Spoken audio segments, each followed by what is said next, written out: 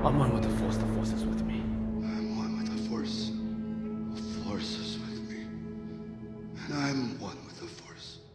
Welcome to the Dharma of the Force, a podcast about the spiritual and philosophical side of Star Wars. If that puts you off, it's just words.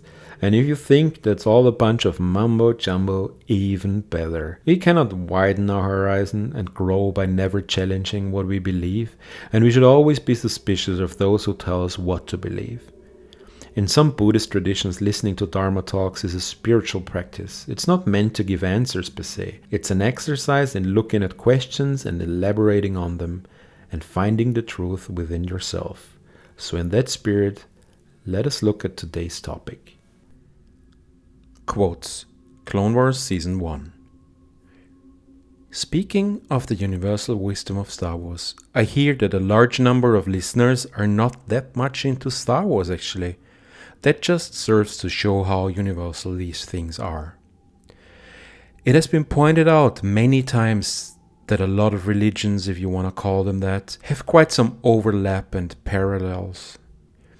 It has also been argued that Buddhism, which I often refer to, is not in fact a religion but more of a philosophy. It would be wrong to assume that this applies to all schools of Buddhism, as there is a big difference in understanding and some can be quite strict. Just take Thailand, for example, where if you happen to have a Buddha tattoo, you have to cover it, as it is considered to be extremely disrespectful. And on the other hand, you have the Dalai Lama, who said if scientific analysis were conclusively to demonstrate certain claims in Buddhism to be false, then we must accept these findings of science and abandon those claims. Then again, even Pope Francis stated that there is no contradiction between God and science and backed evolutionary science because God is not a magician with a magic wand. Now compare that to what some other Christians have to say about that. But hey, it's just people. We all believe in something and interpret it in a certain way. The challenge is not to literally fall for the dark side or call it the devil. It's very easy to say who disagrees is tempted by the devil. It's very hard to understand different perspectives. So what do you think is right? The easy, convenient way? Or maybe facing the unknown? For as long as language has existed, wise men, I should say people, but let's face it, history unfortunately is mostly very sexist, so let's say enlightened ones, have used sayings, tales, fables, and such to give us a moral compass. I've always said that I learned more about leadership, respect, tolerance, and diplomacy from Captain Picard in The Next Generation than in school, because Star Trek creator Gene Roddenberry believed in the same principles as George Lucas and a long line of storytellers before them. Those old enough might remember that even the Filmation Masters of the Universe cartoon in the 80s did that, very clumsily, in a "today we learned not to get into a stranger's car" kind of way. As I said before, I'm not the generation for the Clone Wars. I watched the movie premiere in the cinema and I was very disappointed. It took me a while to give it a second, a third, and a fourth chance, but then I got it. It's a classic morale tale wrapped in a flashy animated cartoon. There will be a whole new generation of people who look back and credit the Clone Wars for their understanding of loyalty, duty, tolerance, and what's right. So today I'm starting a new series discussing quotes and their meanings and possible interpretations. This is all stuff we can adapt to how we approach work or school or our relationships with other people. I will first look at the opening quotes of each season of the Clone Wars and then proceed to all the movies in later episodes. So here we go. Season 1. Season 1, Episode 1. Great leaders inspire greatness in others. This is actually something that I more or less live by and is part of my daily job, and I talk about this quite a lot. According to studies, companies hire unqualified managers 82% of the time. If you micromanage your team, it shows that you don't trust them. Some people seem to have a hard time grasping this and think the boss always has to be right and the best at everything. But that sort of behavior is a sign of insecurity, and there are more studies about this claiming that your employees will act exactly the way you treat them. If you approach everything with a "do I have to tell you everything" attitude, that's exactly what you will get. A passive group of uninspired drones who will not be able to solve problems creatively and will just react instead of act. Leadership skill is exactly that, a skill not everyone has. Seniority or knowledge doesn't make you a good leader. I always say a good general isn't the best or strongest fighter. A good general knows which of his soldiers is and uses them accordingly. If you trust your people and inspire them, they will rise to the occasion. Don't do as I say, do as I do. Always lead by example, and you will be a great leader people respect and look up to, and not fear. If you lead by fear, you will never get true loyalty. Season 1, Episode 2. Belief is not a matter of choice, but conviction. I have to admit I'm not sure about that one. In theory, it's right, a very noble way of seeing it. In reality, belief can be prone to fashion or peer pressure, but conviction is something entirely different. I agree more if we interpret it a bit like conviction is not a matter of choice, but belief is. On my trip to Petra and the filming locations of Rogue One and The Rise of Skywalker and Jordan, the Bedouin guide talked about his belief and how he doesn't feel the need to force his belief on someone else like radicals in all religions tend to do. He was Muslim and he said something along the lines of, "If I'm strong in my faith, I don't feel threatened by other religions. We are all brothers and sisters. My belief is for me, it's very personal." Season 1, Episode 3. Easy is the path to wisdom for those not blinded by ego. That plays right into what I said about the rough water that calms down many times, and once again, this is everyone's Achilles heel. This is how politicians and advertising companies get us. Everyone is ultimately selfish. That's self-preservation. It's very easy to complain about the, let's say, a 2% increase in taxes, but the money generated will be used to feed starving children. Let's assume, please, that we trust the hypothetical government in this scenario and have enough disposable income, and we know exactly that this is what the 2% are used for, okay? Now you can be like, I don't care, I don't want to pay those 2%, I'd rather buy a fourth 70-inch flat screen. Or you can be like, okay, that's a noble thing to do, let's do it, let's save the children. I'm not going into Freudian psychology, but let's call it the egoistic me, I want inside of us keeps us from being reasonable. In our so-called prosperous society, we're often like spoiled toddlers. I want. And as grown-ups, we should have developed enough empathy to understand other people have needs too. Wisdom is the ability to see things from all perspectives and to judge things objectively. The Sith rely on their passion for their strength. They think inwards, only about themselves. I should think that you Jedi would have more respect for the difference between knowledge and wisdom. Season 1, Episode 4. A plan is only as good as those who see it through. I'll talk about theory versus practice later, and it's nice that you know what should be done but you don't do it. I'll throw in another Buddhist quote at you. No one saves us but ourselves. No one can and no one may. We ourselves must walk the path. What are you waiting for? Here's what Bruce Lee said about that. If you spend too much time thinking about a thing, you will never get it done. Life is what happens while you're making plans. Or you want it in a Christian context? Here we go. God helps those who help themselves. Do it. Season 1, Episode 5. The best confidence builder is experience. Everything else is just theory. And that's a bit like the one from Episode 4. Theory is a plan. Experience is seeing it through and learning by doing. No one becomes a master of something by theorizing. If you talk the talk, you have to walk the walk. You're not gaining muscles from looking at weights. You have to lift them over and over again. Season 1, Episode 6. Trust in your friends and they'll have reason to trust in you. Trust goes both ways.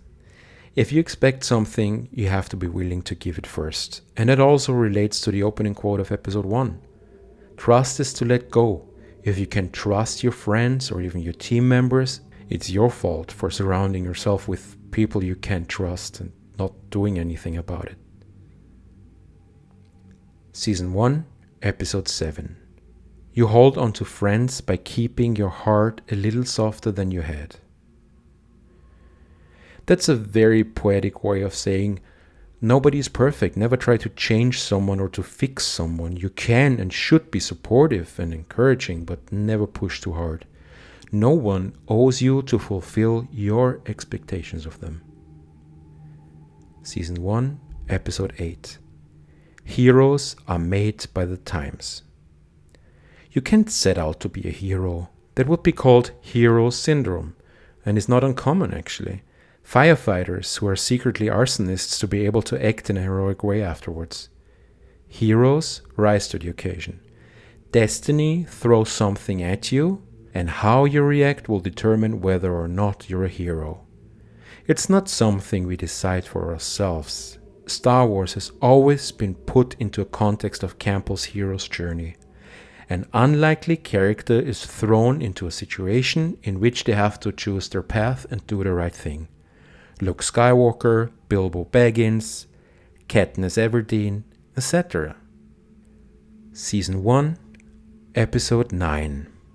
Ignore your instincts at your own peril. What are instincts other than the Force speaking to us? It's not science fiction. We often have a gut feeling we can't explain. A lot plays into that. Is it the Force speaking to us, or some pheromones and hormones or whatnot we can't interpret logically? Makes me wonder, are midichlorians hormones or bacteria? A good question. For another time. It often pays off to listen to your body. Follow your gut feeling. Season 1, Episode 10. Most powerful is he who controls his own power. There's also this saying that goes something like this. There are those who practice martial arts to use it against someone else. And then there are those who practice martial arts so they never have to use it. First and foremost, you have to be able to fight yourself. You are your own biggest enemy. Just look at doubt or laziness or whatever keeps you from improving yourself. You are the one clinging onto unnecessary baggage. Compared to ants, we are huge and strong. We could step on so many ants and smash them.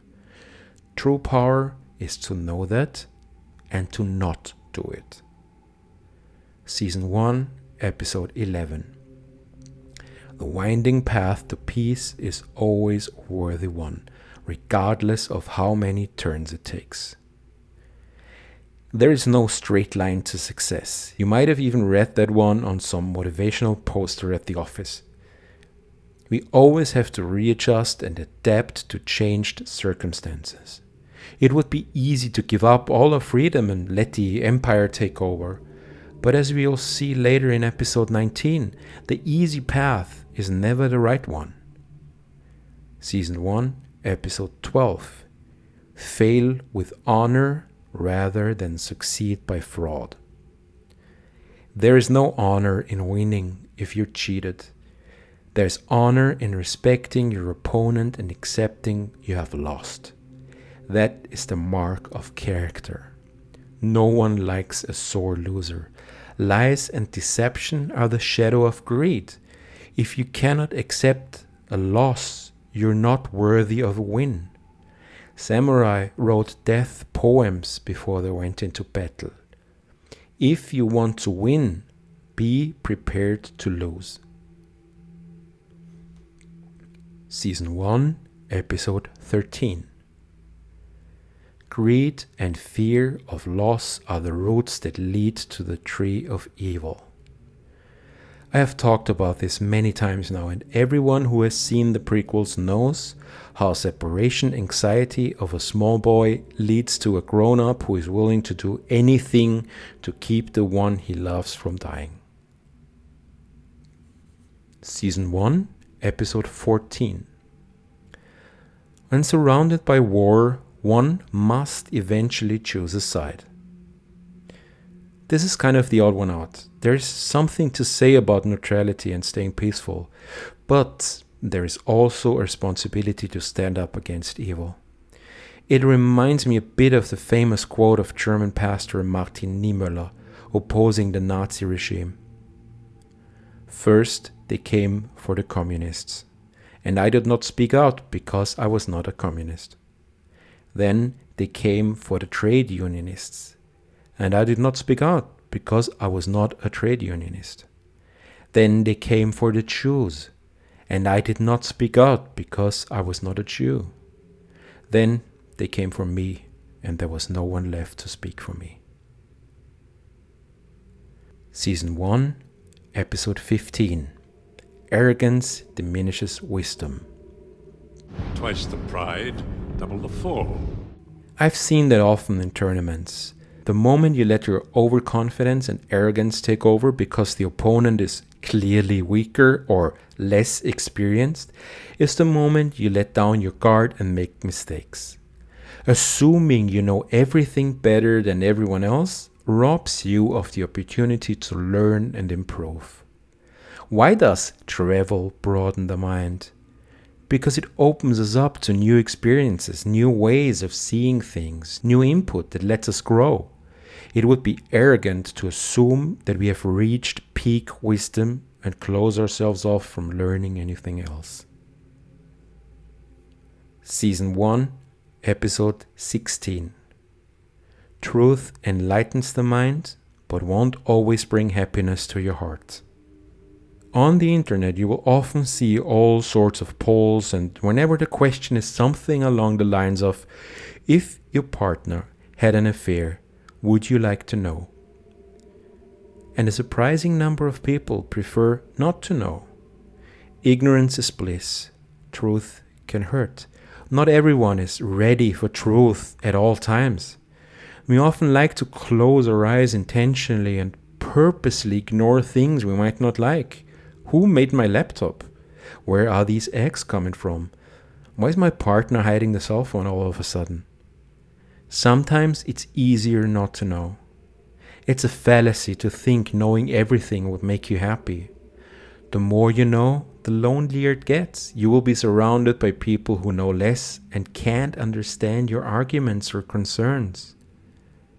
It's a bit like that one dude in the Matrix who chooses the fake world over the real one. Season 1, Episode 17. Fear is a disease. Hope is its only cure. I have talked about this before as well. If you go through life with fear, everything will be dangerous. Your focus determines your reality.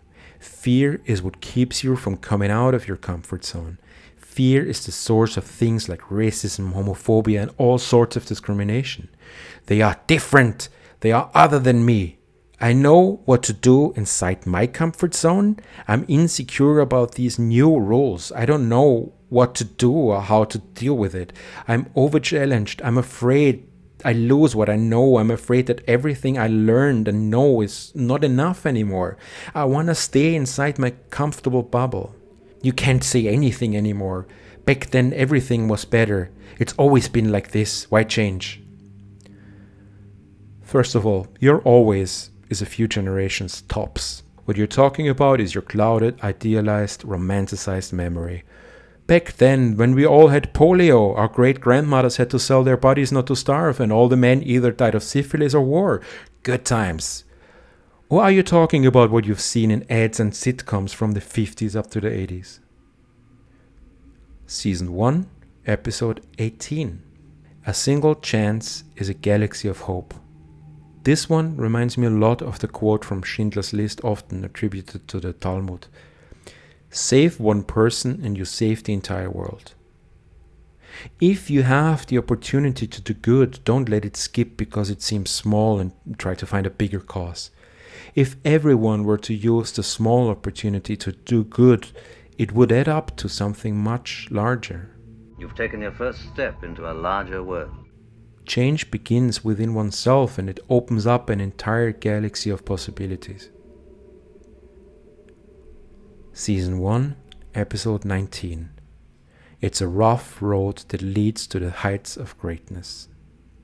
That's basically just a rephrasing of the classic, the easy path rarely leads to success that exists in various iterations. Season 1, Episode 20. The cost of war can never be truly accounted for. We might be able to calculate equipment and logistics and money, but we cannot fathom the emotional toll it takes on those who went through it, or the broken pieces those who didn't make it out alive left behind. War can traumatize countries and their people for generations.